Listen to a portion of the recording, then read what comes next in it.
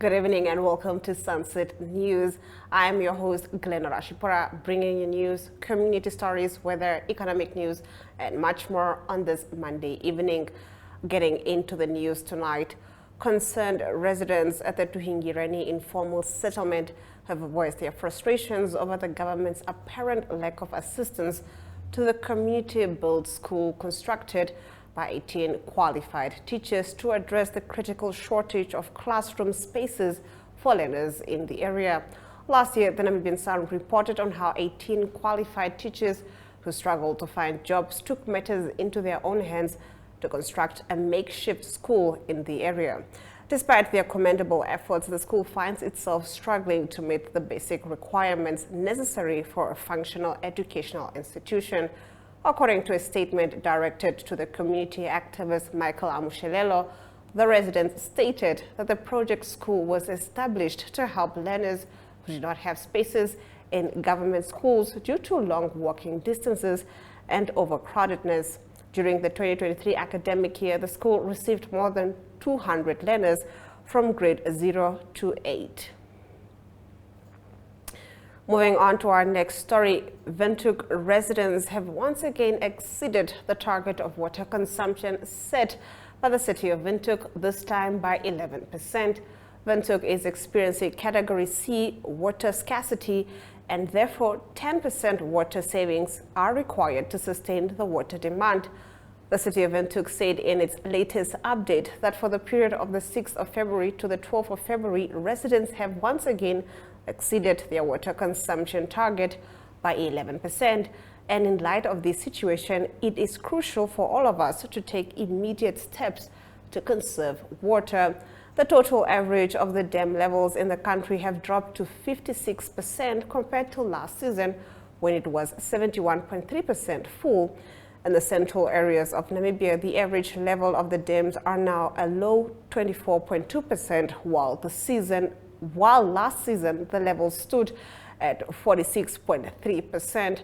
The Swakopmund Dam is at 41.6% of its capacity. The Von Bach Dam is at 12% full, and the Ometambo Dam at 1%. These three dam systems supplies Windhoek with water, and the total average level of these dams stands at 21.2% compared to last season, when they averaged a level of 43.8%. The Hardap Health Directorate has announced an alarming rate of COVID-19 cases in Rehoboth. The latest are 2 cases recorded at St. Joseph Primary School, a grade 2 teacher and a grade 11 learner at Dr. Lemmer High School. The ministry also noted that most of the cases recorded since last year are mostly at Dr. Lemmer High School, with 20 cases recorded since the 8th of February. In 2023, in 2023, 12 live pangolins, 18 skins, and 146 scales were confiscated, resulting in 23 registered cases and 38 suspects arrested. According to the Ministry of the Environment, Forestry and Tourism, these species continue to be illegally captured and are the most trafficked mammals since 2014. Unfortunately, this is causing their population to steeply decline, putting them at risk of extinction. These numbers surpass that of elephant and rhino combined for this period, said the executive director in the ministry, Theophilus Ngitila, in a media statement. Now, these cases are predominantly from the northern regions, with Kavango West having the most cases registered, 6 cases, and then Kavango East, Ohangwena, Oshana, Zambezi regions, each registering 3 cases.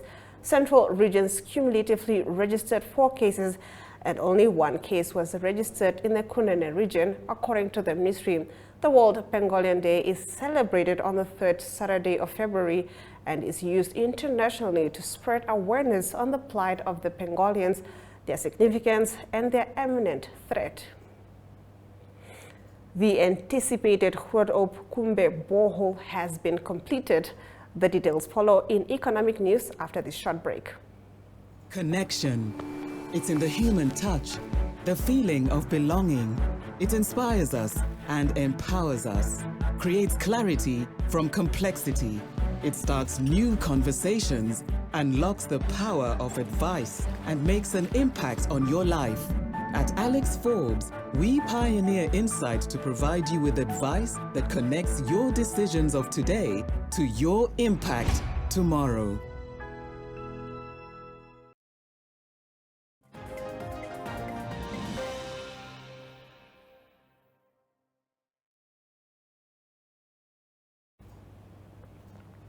On Friday, the Windhoek municipality announced yet another success with the water drilling campaign in Oneuptwo. The city of Windhoek, in collaboration with the Ministry of Agriculture, Water and Land Reform, has now drilled the borehole named Kumbe Completed. At a depth of 112 meters, Kumbe currently offers water flow of 450 meters squared per hour, the strongest flow of any of the wells in the campaign so far, according to Amutenya. It is the 6th of 8 wells drilled by Kurz Drilling specifically to strengthen the water supply in Oneuptwo. Spokesperson Lydia Amutenya said on behalf of the city of Windhoek, the mission to address water demand in Oneuptwo continues with plans to drill the remaining 2 boreholes. The Windhoek municipality and the Ministry of Agriculture, Water and Land Reform is dedicated to the provision of sustainable water solutions for the community of Oneuptwo, she added. In addition, the drilling boreholes, the municipality is also constructing a 3-kilometer main water pipeline from the Oneuptwo reservoir to the villages Oshakati settlement. Now, the pipeline is expected to be completed by mid-March. Next up is our financial indicators.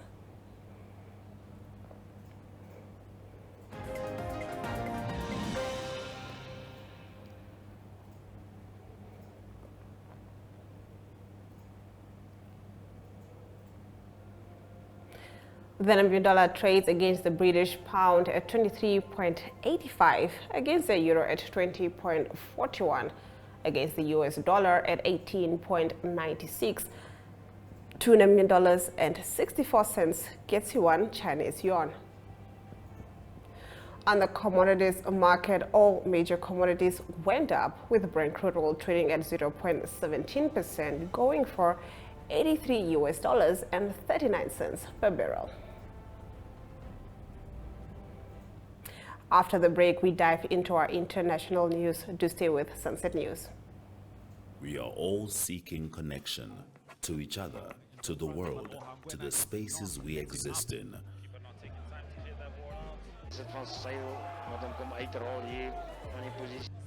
Poor sportsmanship right now from the lads. You might be physically ready, your body is ready, but mentally. Here's another chance, and it is a goal from Windhoek. Hij zei via is er aan neertrekken. Hij bal lijkt mij grond gepakt. Ja, hij grond gepakt. En dan zie. But just enough next. Shh. Running that mountain up. Okay, so we will be doing this for the mountain climber. More advanced, slightly advanced. So is jou trolley reg? Want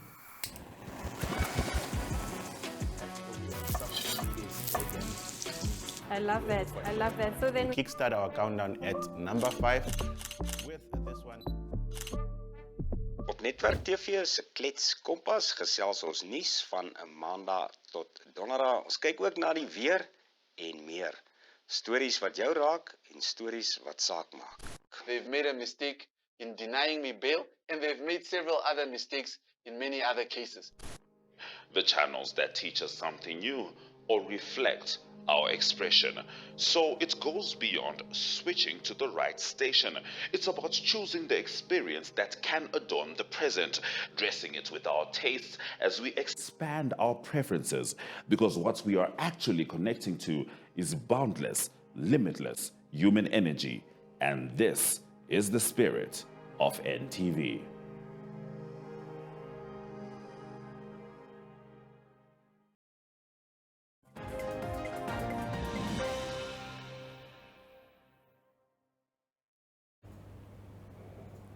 Getting into our international news, Palestinian Foreign Minister Riyad al-Maliki on Monday demanded an immediate end to Israel's occupation of the Palestinian territories at the start of hearings on the legal status of the disputed land at the United Nations top court. More than 50 states will present arguments before the International Court of Justice in The Hague until February 26, following a 2022 request from the UN General Assembly for an advisory or non-binding opinion on the occupation. Israeli leaders have long disputed that the territories are formally occupied on the basis that they were captured from Jordan and Egypt during a 1967 war, rather than from a sovereign Palestine. Al-Maliki accused Israel of subjecting Palestinians to decades of discrimination and apartheid, accusations Israel has rejected, arguing that they had been left with a choice of displacement, subjugation, or death. The only solution consistent with the international law is for this illegal occupation to come to an immediate, unconditional, and total end, he said. The judges are expected to take several months to deliberate before issuing their opinion. In our next story, Ukraine has launched an investigation into allegations that Russian forces executed 8 unarmed Ukrainian soldiers after they took control of the city of Avdiivka. The Security Service of Ukraine, under the guidance of the Donetsk Regional Prosecutor's Office, opened a pre-trial investigation into the alleged killing of unarmed prisoners of war in Avdiivka and the village of Vesele.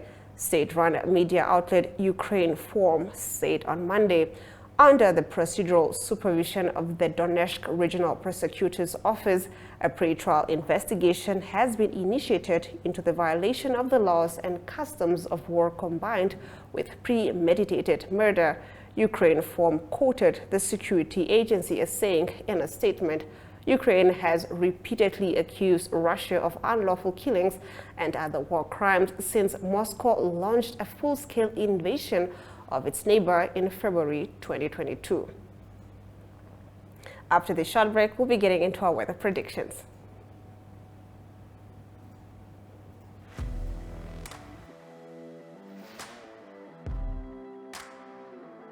Hello and welcome to today's Sports Rep Show. I am your host, Jesse Jackson Kauraita.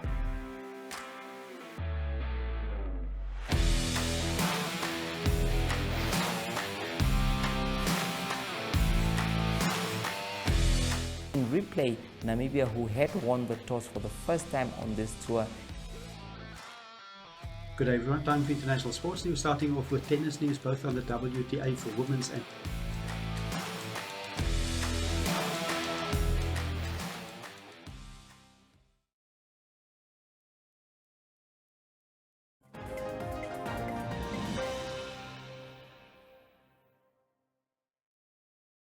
Let's take a look at what the weather predictions looks like for the capital city and the rest of Namibia.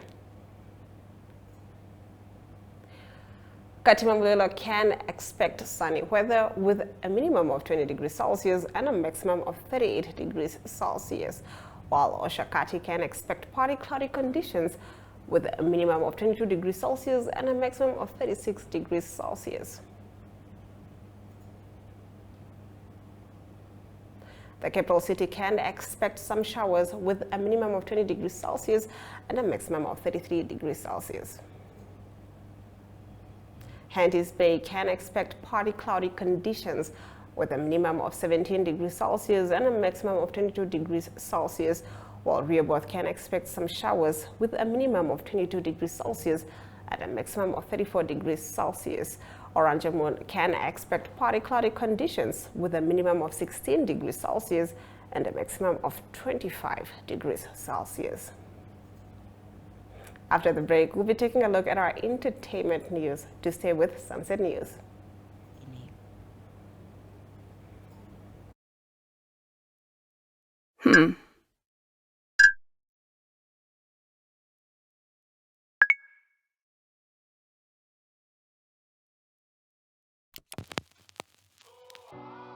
E-Ticket, your online ticket solution for events and event marketing, bringing you ease of mind and making sure that your event gets out there.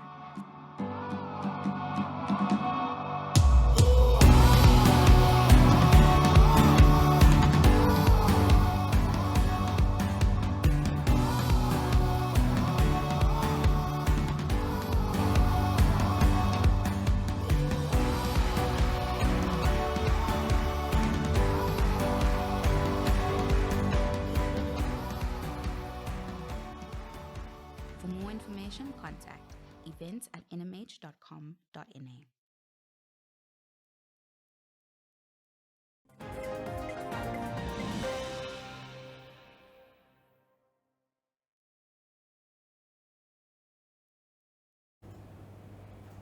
In our entertainment news, stand-up comedian and broadcaster Sibolola has announced her stand-up comedy special show titled 30 Plus and Uncuffed, set for Thursday the 7th of March at Avani Ventuk Hotel.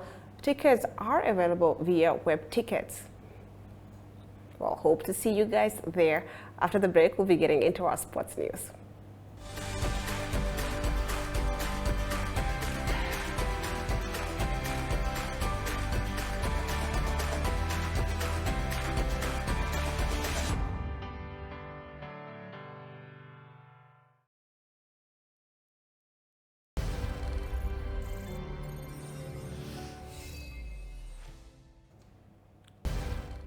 Well, good day, viewers. On today's Sunset News, brought to you by Sports Rep, Ongos FC maximized points after defeating Blue Waters 3-0 over the past weekend at the Jan Vulcan Stadium. We have highlights of that match, so please do enjoy. Clearly, as we said, you could see Blue Waters from the onset. We're on the attack. Also created their first chance there.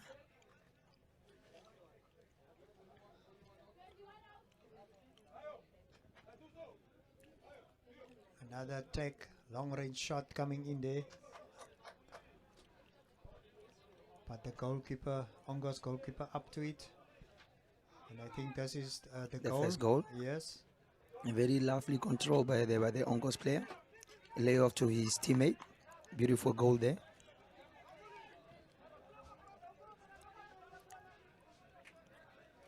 There was a foul there by Duafeni Davids, also picking up a yellow card there.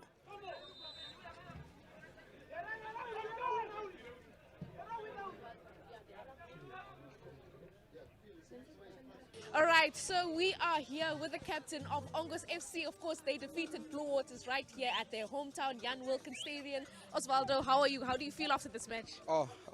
You know how it feels when a plan comes to action. It's a wonderful feeling. I don't know how to explain. You know, it's mixed emotions. You know, hard work. First of all, I would like to thank the Ongos management for putting on so much effort, and we had to repay them in some way. This is exactly what we are doing. All right, now you guys came out strong in the first half, securing 2 goals there and coming back even stronger with a 3rd goal that wrapped up your match. How did that dressing room meeting go that you guys came back even stronger? You saw yourself, it wasn't easy. Blue Waters came at us, they were pressing us, they were killing us in the middle. But we had a plan B, and the plan B luckily worked for us. So in the dressing room, we just said, guys, go out there, be calm, play. And they gave us a plan, and we executed it and followed it nicely. Congratulations once again, Osvaldo, and enjoy the rest of your day. Okay, thank you. So we are here with the coach of Ongos Football Club. Now, you guys came out successful today and successfully beating Blue Waters Football Club. That was with a score of 3-0. How do you feel about that, coach? Yeah, first and foremost, I would like to say that I would like to thank my boys for the performance. They work very hard through the week, and mentally they want to take it. So like I said from the beginning, taking each game as it comes, and this is what they are doing. I'm very excited. Thanks for the boys, thanks for the technical team. We've got a strong technical team that works together, and it looks well. It makes football so easy. And I'm assuming that this is going to be a strategy going forward for the next coming games.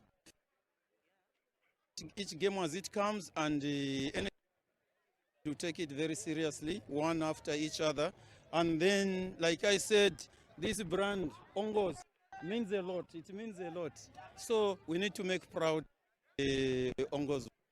Thank you so much, coach, and congratulations once again. Thank you so much. Good day, everyone. Time for international sports news, starting off with men's tennis first on the ATP Tour. It is Yannick Sinner, the Australian Open winner, that's up to number 3 in the world now, in the world rankings. That is after winning the Rotterdam Open. He beat Alex de Munier from Australia in the final by 7-5 and 6-4. It is still number 1, Novak Djokovic in the world, and number 2 is Carlos Alcaraz. On the women's side, WTA side of the World Tennis, it was the final of the Qatar Invitational, and it is Iga Swiatek of Poland, the world number 1. She beat Elena Rybakina, the world number 4, in the final 7-6 and 6-3. Iga Swiatek remained number 1 in the world, and it is also Elena Rybakina that remained number 4 in the world. The Dubai Tennis Championship, that's on the women's WTA, also started. The first rounds that is being played, the round of 64. And from some of the results I can mention there, Sloane Stephens of the United States. She beat Clara Burel of France 6-4, 1-6 and 6-2.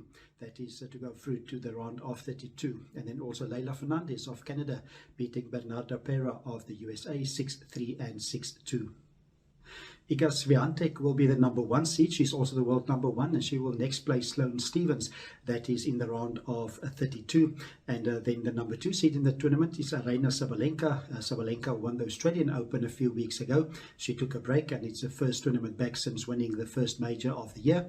And number 3 seed will be Coco Gauff of the USA, and number 4 seed at the Dubai Tennis Championship will be Elena Rybakina. On to golf news, there was results from the men's PGA and also the women's European Tour. The men's PGA, it is Hideki Matsuyama of Japan that won the Genesis Invitational. He was 6 shots behind the leader going into the 4th round, but he played a brilliant 9 under par 62 in his 4th round to win the tournament on 17 under par. Southern African interest there, it is Christian Besaidnout. He ended tied for 24th on 5 under par. Then on to the ladies tour. It is the ladies European result. It's the Saudi Ladies International that was played in Saudi Arabia. The winner there, Patita Ranakan, she's from Thailand. She came in with a total of the 4 rounds of -18 and a quite comfortable win with second place Esther Hessenstein of Germany on 11 under par. Southern African interest in that tournament, Ashley Buhai, she was tied 10th on 5 under par, and Paula Rito tied 18th on 2 under par. And to conclude today's international sports news, it's Formula 1 racing news, and the new season will start on the 2nd of March in Bahrain with the Grand Prix of Bahrain. But news from Formula 1 is that Formula 1, the governing body, urged Red Bull to resolve the controversy that's surrounding the team principal Christian Horner. The Christian Horner is facing allegations of inappropriate and controlling behavior. That's toward female colleague, and he's under investigation by his own team. He saw a judge for several hours on the 9th of February. That is part of the investigation, but it has not been concluded yet. So Formula 1 urged Red Bull to resolve the issue. It is Red Bull that will do testing. That is also at Bahrain from the 21st to the 23rd of February. And again, the 2 racing drivers for Red Bull will again be Max Verstappen, the champion of 2023, and his teammate this year will again be Sergio Perez. The first race starts on the 2nd of March in Bahrain. That's international sports news for today. Hope you have a great sport day, and we talk international sport again tomorrow. Goodbye.